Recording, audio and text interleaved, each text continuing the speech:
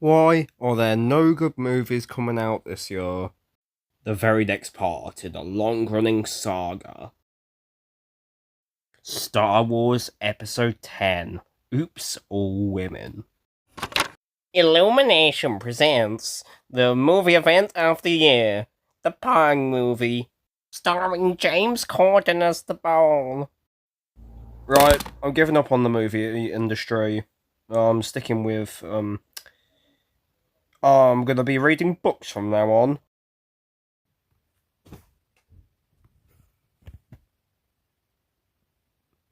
Official Fortnite The Chronicle.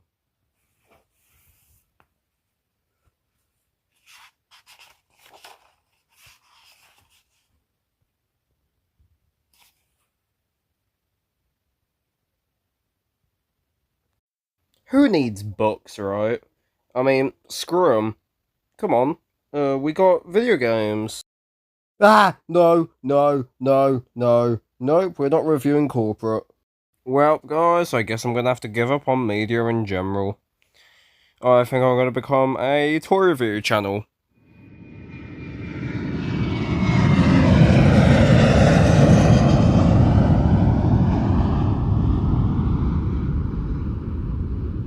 Okay, why is there a plane? Hello! Oh my god, guys, it's my good friend, Coroblox Chameleon. Yep, I am.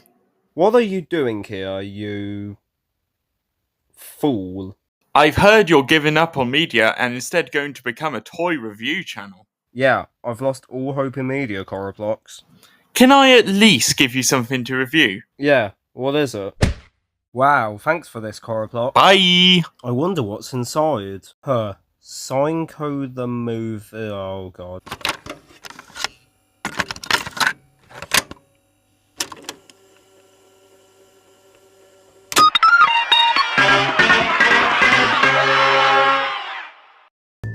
Hello, it's AccurateDiscoFever45. Honestly, I would give an introduction, but can I really give an introduction to this?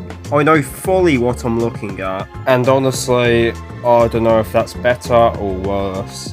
To properly introduce what this is to all of you, let's start with a little bit of exposition.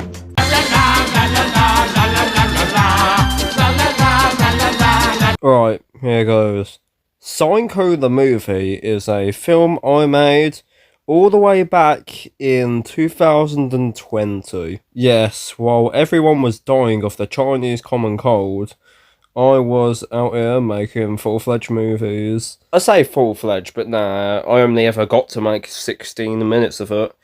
And that's because it was done on my shitty little A10. Now, although this film may be bad and unfinished, it's probably one of my most ambitious projects, which is kind of saying a lot, to be fair. I may say ambitious, and yeah, it is kind of ambitious, especially for the sort of time, but I definitely look down on it in modern times in a way. Like, it is a very cringeworthy film. There is no plot, like, there's no proper plot. There is no pacing to the film. Sometimes it feels too fast, sometimes it feels too slow. The characters, like, there isn't really much character. And when it comes to, like, some of the recordings, some of them are very low quality, because I used Mobism specifically for, like, to get, like, the videos and some of the music. But yeah, it was ambitious for my time, but let's just say it's not exactly as good as, say, it's not exactly Dune Part 2, let's just say that. Like, it's certainly not my proudest project, and to be honest, I am kind of, like, a bit air when it comes to my projects just from any time, because I feel like none of them are really all that good in the end. That's kind of evident from my view counts and stuff, but that's not really my video's fault. It's just the fault is the algorithm, because my videos never get promoted. Ugh. And out of all the things I could choose to make a movie of, I decided to make it out of this f***ing creature. Is a character from Capcom's Darkstalkers series of fighting games. which is a game franchise which hasn't got any recent installments. Now, the real question is, Disco, how did you discover Darkstalkers in the first place? Well, back when Thrift had actual fucking games on it, I remember discovering a game called Pocket Fighter Nova, which was essentially a flash port of the game Pocket Fighter. And in that game was a character called Hsien-Ko. I thought she was an adorable character, and therefore she basically became probably my favourite fictional character of all time at that sort of point. And so began an era of me where I drew basically nothing but Hsien-Ko, made videos featuring Hsien-Ko, and even the Your Friend Hsien-Ko show. Don't worry, we'll cover that eventually. And if you was to have been with me for a while, especially since around like 2019, you would have known that I even branded myself as Hsien-Ko. But enough yapping for now, we could probably explain some of the more non-movie Hsien-Ko stuff in another video. But for now, let's get on to the actual movie.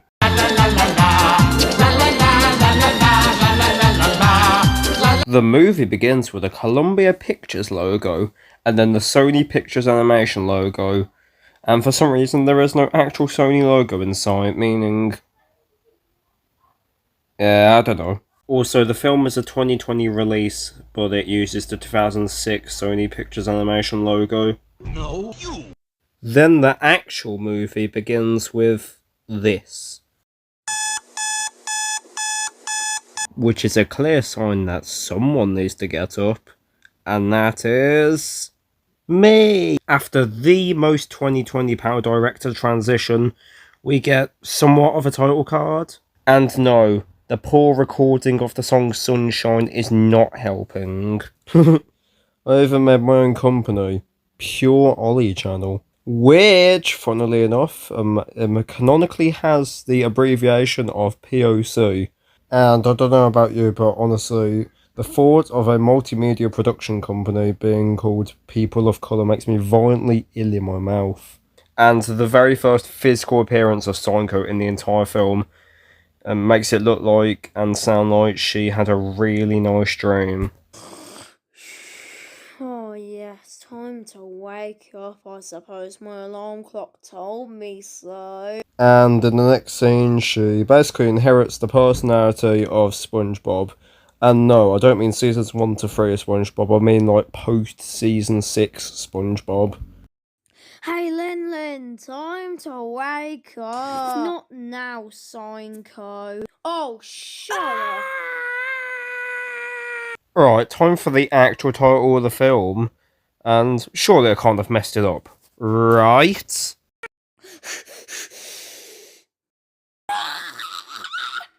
10 Huts? Where are you? We're here. Hsien-Ko, the movie. What do you think? So, I think it's time to finally address the main sort of plot of the film. Hsien-Ko wants to go to Dubai, hence this scene where she's in a rush to go to the airport. Her reasoning on why she wants to go to Dubai? I'd like to go to Dubai because there's this new game I want to play. Which makes no sense. What, is the game exclusive to the United Arab Emirates? There's also this scene where Hsien-Ko is giving a security guard her passport and her bank card, and you just listen. Here's my passport and here's my bank card. Do you accept Go Henry's? Just a thing, because that's my only bank card. First off, product placement, and secondly, if you check out that last thing she mentioned, Go Henry, you realise that there is a chance in the film that Hsien-Ko is underage, as Go Henry is intended for those between 6 and 18. Yeah, sure, you can think she's probably 18, but I had no concept of age restrictions back then, therefore Hsien-Ko could legally be under the age of 18 and trying to get into this airport. Okay, fine, she has Lin, but first of all, Lin Lin isn't exactly her parent. Secondly, apparently Lin Lin's around the same age. So, and whether intentional or not, the security guard beats the ever-loving hell out of Hsien-Ko, which, let's be honest, is actually kind of accurate to Marvel vs. Capcom 3 stats.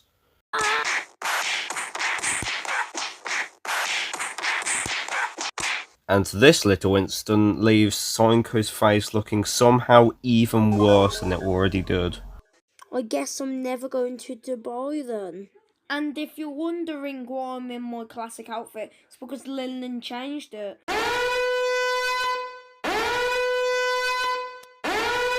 And then we have a prolonged scene of a car driving by itself. Okay. It's just a really long scene of a car driving through many different locations from video games. If I can guess, I'll try and give you what all the locations are meant to be. I know this first one is a Horizon Festival, but I don't know from which game in particular. I think it may be from a Horizon 3, but don't quote me on that. This next one is from the game Plants vs Zombies Battle for Neighborville, and I know for sure it's from Mount Steep, and I think it may be one of the multiplayer maps, but I'm not sure. This next area is a track from Mario Kart Tour called, I think it's called Vancouver Velocity. Very unusual for me to use a city track, but I guess it makes a little bit more sense. And this last one is, I think it was called Tokyo Blur. And of course it's from Mario Kart Tour again. And now she's just suddenly on the road and in this white van, which, considering the implications I made, oh no. Oh no. And by the way, they're driving home, which means Hsien-Ko really went to the airport, which was honestly probably a few hours drive from where she actually lived. And then she went to Australia, a Wild West town, Canada, and bloody Tokyo. And now she's heading back to England. By the way, whether this white van scene was in the film or not, the scene that happened prior was.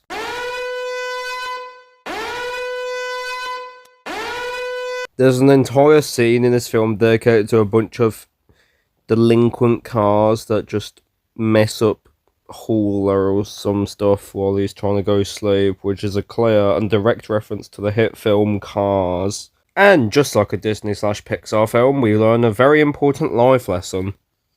Who's there? Never drive while dozing. Hsien-Ko, who has seemed to have lost Hauler or something, seeks help thinking that guy is Hauler, and then gets roasted. Turn on your lights, you moron.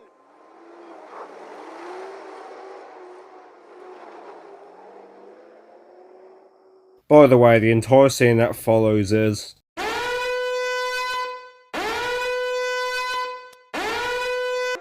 The road. Hsien-Ko gets an idea, which also states the obvious, and then she starts driving into some place, ends up in the sewers, and then comes face to face with evil demon creature car things. Hsien-Ko's natural instinct is to floor it. She trips a few ropes, rips the faces of a bunch of cars, and with a few close calls, she manages to get out. That was incredible. Let's trick that girl one more time. And that's actually the last time those two cars appear in the film. No, you! Back at Hsien-Ko's mansion, she is already on it booking a new holiday. This one, a haven holiday. They won't expect this. The perfect holiday. They're gonna love this. Also, speaking of stupidly expensive things Hsien-Ko probably shouldn't be able to afford, this car she's been hiding away for practically the entire film. I'm just going to put this out right now, and no, I'm not trying to be funny. Hsien-Ko is literally that type of person to have an Android phone but not Google Maps installed. What, you think I'm joking?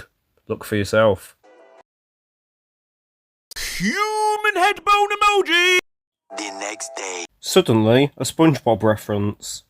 The entire scene that follows next is...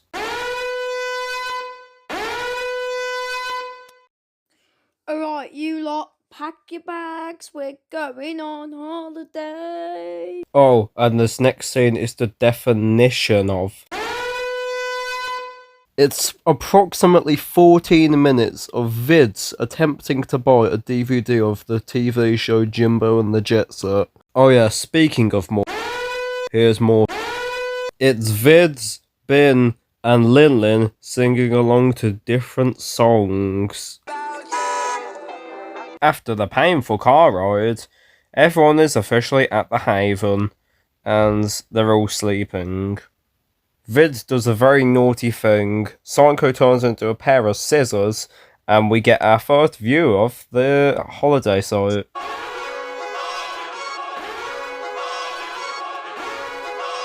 Guys, get ready for the single greatest line in all of cinema. Oh my god, I can hide behind these chairs. And here's a close second. Guys, where is the food? Then we get a badass introduction to a brand new character, and then he falls off the car and dies.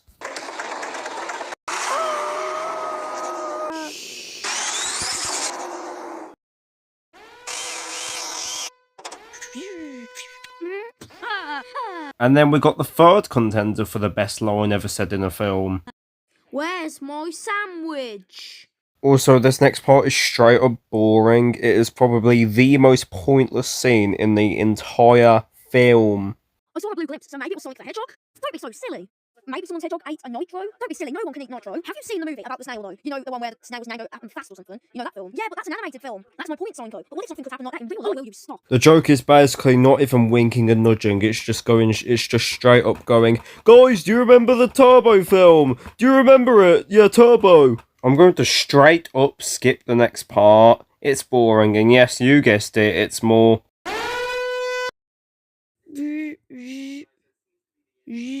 Oh, hi. Is that Nitro? Yeah, I remember what you said earlier.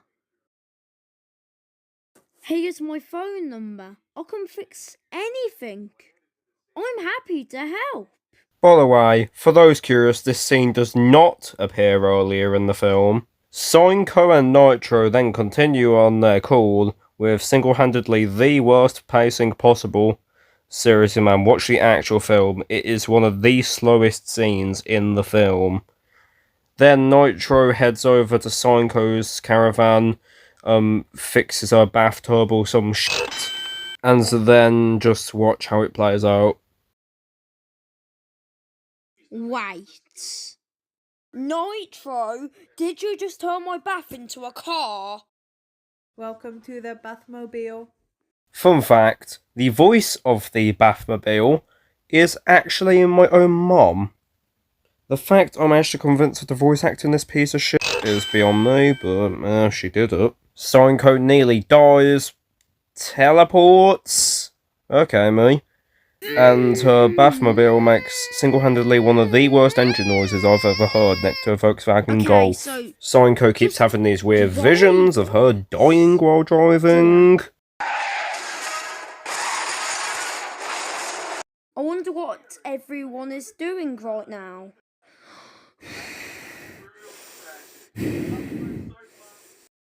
Hello? Oh no, Hsien-Ko's left me, hasn't she? Oh no. Hsien-Ko! And that's the end of the film.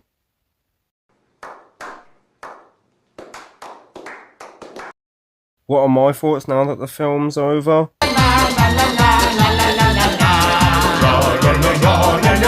I don't mean to upset anyone who may have liked this film for whatever reason, but that film has got to be one of the worst things I have ever watched. There was no proper plot, there was no good jokes, the characters were all boring, and honestly it just made me cringe, probably all the way through it. And to be honest, I kind of regret making this film. In short, this film is worse than Surf's Up 2 and Birdemic. And if I just had to give this film a score, I'd give it half a white fan out of 10. Right, I've got nothing else to say. See ya. Disco, help! Choroplox? I'm being attacked by the Fortnite community for thinking that Chapter 2 Season 2 is overrated. I've tried to tell them the opposite and tried to appease them, but it's not working. They're telling me that you need to admit it's the best season, or else... No way, Chapter 2 Season 2 was shit. Ah!